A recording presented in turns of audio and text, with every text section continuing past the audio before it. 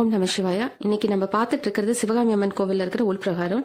இங்க அதிகார நந்தி 63 நாயன்மார்கள், சமயக்குருவர் 4 சப்த மாதாக்கள், லிங்கோத்பவர் மற்றும் தில்லைக்காளி முட்பூலாமரம் இவர்களை நமஸ்கரிச்சுட்டு மூலவர் பூலானந்தீஸ்வரரை மனமுருகி பார்த்து வணங்கிட்டு சிவகாமி அம்மன் நின்ற கோலத்துல வார்த்தைகளால சொல்ல முடியாத அளவு அழகா இருக்காங்க. கண்ணும் மனமும் நிறைந்த தரிசனம். மகாலட்சுமி மற்றும் பைரவர் சன்னதியும் இந்த திருக்கோவில்ல இருக்கு.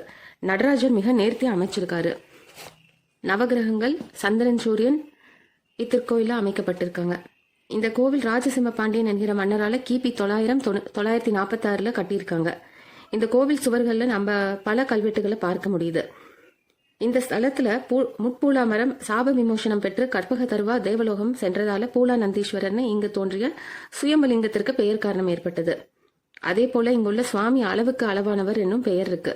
யார் அவரை நேரா நின்று பார்த்தாலும் அவங்க உயரத்துக்கு ஏற்றார் அளவிற்கே சுவாமி காட்சி கொடுப்பார். அதே மாதிரி கோவில்ல முன்புறமா ஒரு தெப்பம் அமைந்திருக்கு. இங்கு வருடம் ஒரு முறை தெப்ப திருவிழா கோலாகலமா கொண்டாடுறாங்க. இன்னும் பல சிறப்புகள் வாய்ந்த இந்த பழம்பெரும் கோவிலான சிவகாமி அம்மன் கோவிலுக்கு வந்து ஐயனையும் அன்னையும் மனம் குளிர தரிசிக்கலாம். ஓம் நம சிவாய.